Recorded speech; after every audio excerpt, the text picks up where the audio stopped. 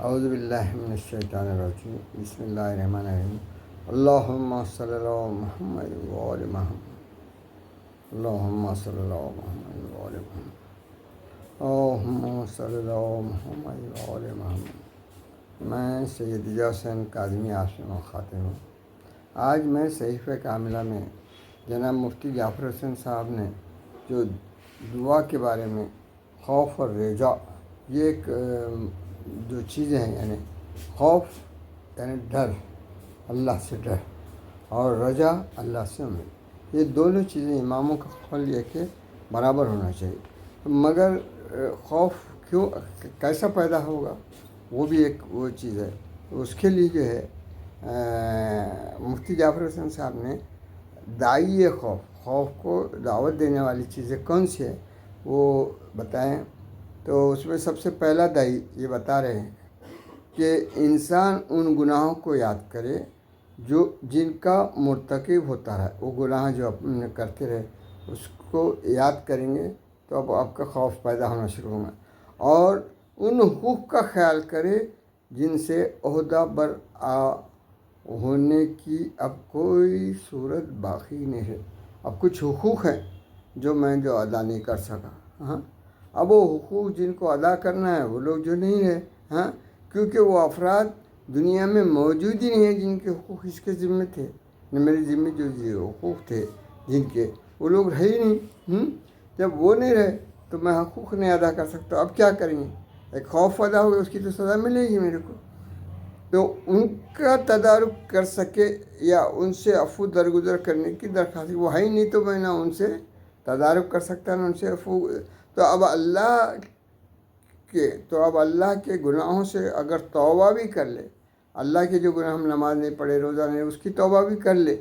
تو لوگوں کے حقوق و مظالم سے چھٹکارا حاصل کرنے کے لیے کیا سبیل کر سکتا ہے؟ کوشچن ہے بہت بڑا، کہ بھئی کیا سبیل کر سکتے ہیں آپ؟ تو امام علیہ السلام نے اس داعی خوف کی طرف توجہ دلاتے ہوئے فرمایا، آپ جو تو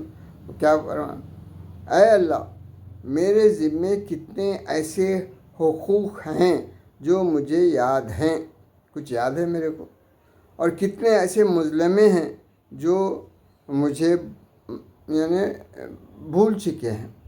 بہت سے میں نے ظلم کیا، وہ بھی بھول گیا میں نے، اور کچھ یاد ہے، لیکن وہ سب کے سب تیری آنکھوں کے سامنے ہیں، تیری آنکھوں کے سامنے سب موجود ہیں، جو خواب آلودہ نہیں ہوتی، یعنی تیری آنکھیں تو کبھی خواب آلودہ ہونے والی نہیں، اور تیرے اس علم میں ہیں جن میں فروغ و گذاشت نہیں ہوتی، یعنی تیرے علم میں جس میں کوئی وہ نہیں ہو سکتا۔ لہذا جن لوگوں کا مجھ پر کوئی حق ہے، وہ لوگوں کے بارے میں بولنا ہے، اس کا انہیں عوض دے کر، اب تو عوض دے، اب تو میرے پاس تو نہیں، چاہے وہ عوض دے کر اس کا بوجھ مجھ سے برطرف کر دے، مجھ پہ سے وہ برطرف کر دے، مجھ سے برطرف، اور اس کا بار ہلکا کر دے، اور مجھے پھر ویسے گناہوں کے ارتکاب سے بچائے رکھ۔ بڑی خاص دعا ہے کہ جس میں ہم وہ حقوق ادا بھی نہیں کر سکتے، وہ اشخاص بھی موجود نہیں ہیں، وہ لوگ بھی نہیں جن پہ ہم نے جن کے حقوق ہمیں وہ کرے، تو اب اللہ کے سے رجوع ہو کر اس طرح سے دعا کرنے کا یہ خوف پیدا ہوا، یہ داعی ہے، ہم نے اللہ سے دعا کرے اس خوف کی وجہ سے۔ اب دوسرا داعی، اب یہ تو پہلی سن لیا ہم نے، یہ ہے کہ اللہ نے اپنے خیر و غضب سے، اپنے قہر اور غضب سے گناہ گاروں اور مجرموں کے لیے جو سزا اور عقوبت تجویز کی ہے، اس کی شدت و سختی کا تصور کر۔ میں اللہ کیا بول رہا کہ جو گناہ گار ہیں ان کو کیسی سزا دوں گا، یہ دوں گا، وہ اس کی جو تکلیف ہے، اس کی شدت، اس کی سختی جو ہے، اس کے اوپر تصور کریں، اور جہنم کے ان بھڑکتے ہوئے شعلے، جہنم کے جو بھڑکتے شعلوں کا نقشہ اپنی آنکھوں کے سامنے جمائے۔ اب دیکھیے کیسے شعلے ہوتے، کیا ایسا ہے، شعلوں کا نقشہ اپنی آنکھوں کے سامنے جمائے کہ جن میں وہ ایندھن کی طرح جلتا ہوا، خود جو تو ایندھن بن جائیں گے، خود جو تو فیول بن جائیں گے، اور ہر طرف سے سانپ، بچھو منہ کھولے ہوئے، اور اس پر حملہ آور ہوں گے۔ اب یہ مجرم جو رہیں گا اس میں جہنم میں اس پہ یہ کو آئیں گے، بچھو آئیں گے جو منہ کھولے ہوئے ہیں، منہ اور منہ کھولے، اور اس پر سانپ بھی رہیں گے، بچھو بھی رہیں گے،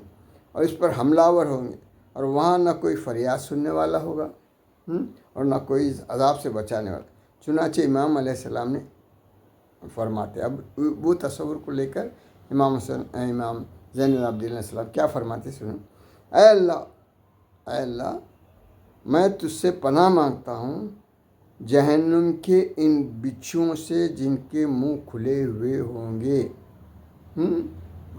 اور ان سانپوں سے جو دانتوں کو پیس پیس کر پھنکار رہے ہوں گے،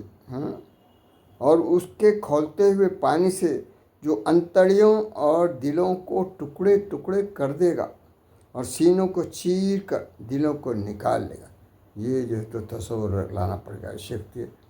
کیا کیا بتا رہے ہیں آپ نے کہ کیسے بچھو رہیں گے، کیسے سانپ رہیں گے، کیسا پانی رہے گا، کیسا کھولتا ہوا پانی رہے گا دلوں کو۔ یہ کیا ہوگا، یہ خوف کا دوسرا دائی ہے، آپ کے اندر یہ خوف پیدا ہو جائے گا تو آپ اللہ سے رجوع کریں گے۔ تیسرا دائی یہ ہے کہ اس امر پر غور کرے کہ جب وہ گرم ہوا کے جھونکوں سے، اب تیسرا دائی، گرم ہوا کے جھونکوں سے پریشان ہوتا ہے، گرم ہوا 155 ڈگری تو یہاں برداشت نہیں کر سکتے، اور مچھر ایسے معمولی جانور کے کاٹے سے چیخ اٹھتا ہے، رات میں مچھر کاٹے تو نیند چلی جاتی ہے، تو جب جہنم کے شعلے، اب وہ آگ اور اس کی طرف لپکیں گے، وہ شعلے آپ کی طرف لپکیں گے، اور سانپ اور بچھو اسے لپیٹیں گے، اور خیر الہی کی بھڑکائی ہوئی آگ کی تپش اور زہریلے جانوروں کے حملے کو سہ پائے گا،